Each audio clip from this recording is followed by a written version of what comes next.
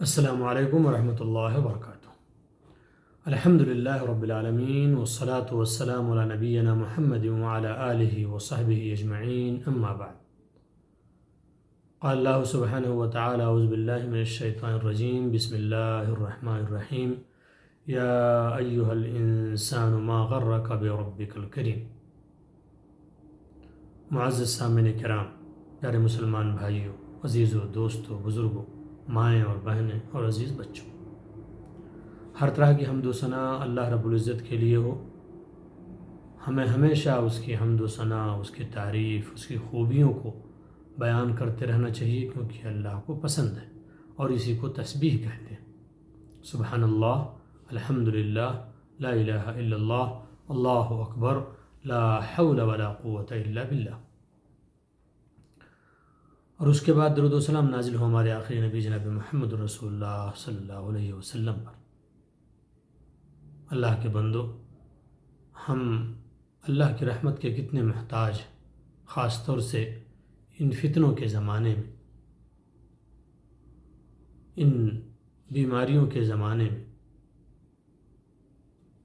اور نبی صلی اللہ علیہ وسلم کا فرمان ہے کہ جو آدمی میرے لیے ایک مرتبہ درود پڑھے گا، اللہ رب العزت اس کے اوپر اپنی 10 رحمتیں نازل فرمائے گا۔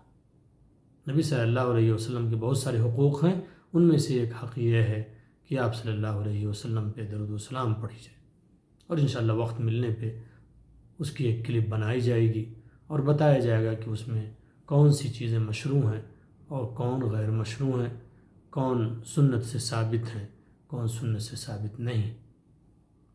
مسلمان بھائیوں، آج کا موضوع ہمارا ہے سخاوت، فیاضی۔ اللہ رب العزت کی صفت ہے سخی، جواد نام ہے اللہ کا، کریم نام ہے۔ اللہ نے سورہ انفطار کی آیت نمبر 6 میں کہا ہے، یا ایھا الانسان ما غرک بربک الکریم، کہ اے انسان، تجھے تیرے رب کریم سخی پروردگار سے تجھے کس چیز نے دھوکے میں رکھا ہے؟ مطلب تو اللہ کی عبادت نہیں کرتا ہے، بندگی نہیں کرتا ہے، اللہ کو ایک مانتا جانتا نہیں ہے، اللہ کے سامنے جھکتا نہیں ہے، جبکہ اسی نے تمام چیزیں دی۔ اس کا نام جواد ہے، جود و سخا کا مالک ہے، سخی ہے، فیاض ہے، اور اس کی ایسی سخاوت ہے کہ وہ بغیر مانگے بھی دیے ہوئی ہے۔ آپ اپنی زندگی کا مطالعہ کریں، کتنی چیزیں ایسی ہیں جس کو ہم نے مانگا ہی نہیں اور اس نے ہماری جھولی میں لا کے ڈال دی۔ اور ایسا سخی ہے کہ جس کو اس نے گمراہ اور اپنے نزدیک مغضوب کہا ہے، مبغوض کہا ہے، کہ اس کا غصہ ہے ان لوگوں کے اوپر، ان کو بھی عطا کر رہا ہے۔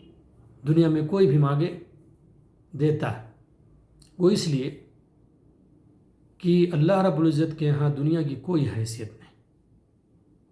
نبی صلی اللہ علیہ وسلم فرماتے ہیں کہ یہ دنیا اللہ رب العزت کے یہاں مچھر کے پر کے برابر بھی نہیں ہے، اتنی بھی حیثیت نہیں ہے اس زمین کی، اس دنیا کی۔ اگر اتنی بھی حیثیت ہوتی تو کافر کو ایک چلو پانی بھی نہیں دیتا۔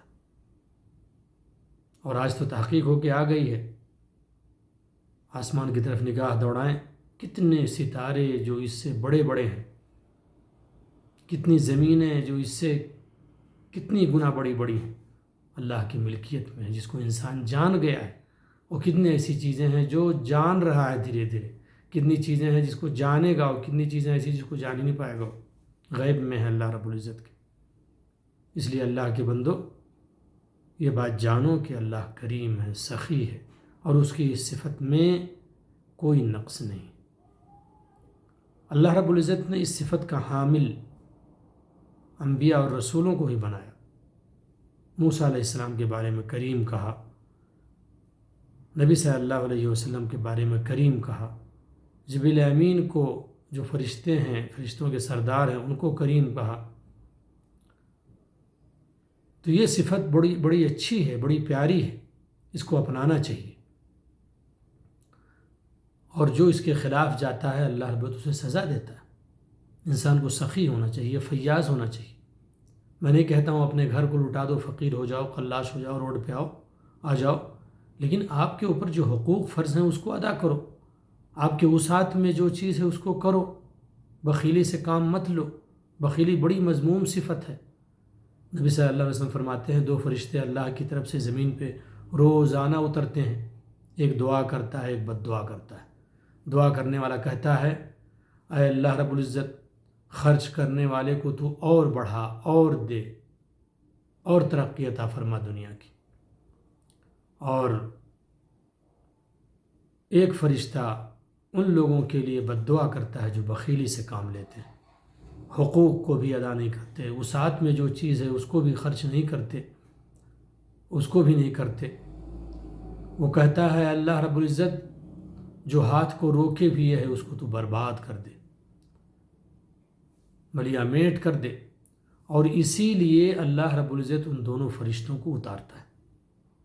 اللہ کے بندو، اگر لوگ فیاضی کا مظاہرہ کریں، سخاوت اپنے دلوں میں لائیں، تو یہ غربت کب کی ختم ہو جائے اور لوگ دعاؤں کے بھی مستحق ہوں، اور یہ جو آپس میں رنجشیں، آپس میں دشمنیاں، آپس میں عداوتیں ہیں، یہ چیزیں نہ رہیں۔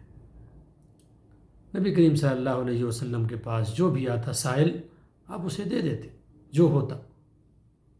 اور کیوں نہ ہو، اللہ رب العزت نے حکم دیا تھا اس کا وَأَمَّا السَّائِلَ فَلَا تَنْهَرْ، کہ مانگنے والے کو آپ جھڑکے نہیں۔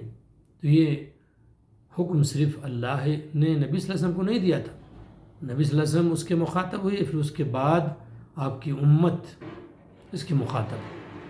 تو اس لیے یہ جو سوال کا مسئلہ ہے، کوئی کرے آپ کے پاس جو ہے وہ دے دے، نہیں ہے ایک اچھی بات کہہ دے۔ تو جود و سخا یہ بہت اچھی چیز ہے۔ میں اس کلپ کو بڑا نہیں کرنا چاہتا، بس آپ لوگوں کو ایک مفتاح ہے، کنجی دے رہا ہوں کہ آپ اس کو پڑھیں، نبی کریم صلی اللہ علیہ وسلم کے حالات کو جانیں۔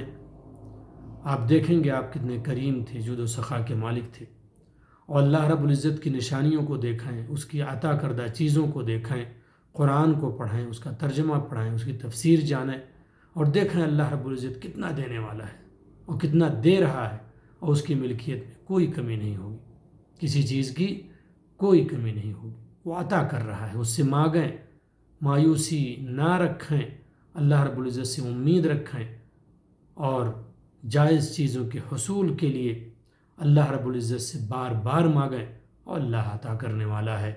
جب وہ کافروں کو عطا کر دیتا ہے تو اپنے اوپر ایمان رکھنے والوں کو کیوں نہیں عطا کرے گا۔ یہ تمام چیزیں تھیں سخاوت کے تعلق سے۔ اللہ رب العزت سے دعا ہے اللہ تعالیٰ ہمیں سخی بنائے، فیاض بنائے، ہمیں اپنے راستے میں خرچ کرنے کی توفیق عطا فرمائے، اور جو بھی ہم تھوڑا بہت خرچ کرتے ہیں اللہ رب العزت اس پہ ہمیں قائم اور دائم رکھے، مزید توفیق دے اور قبول فرمائے، اور ہر طرح کے ریاکاری سے بچائے۔ وصلی اللہ علی نبینا محمد وعلی آلہ وصحبہ اجمعین، وجزاکم اللہ خیرا وبارک فیکم، والسلام علیکم ورحمۃ اللہ وبرکاتہ۔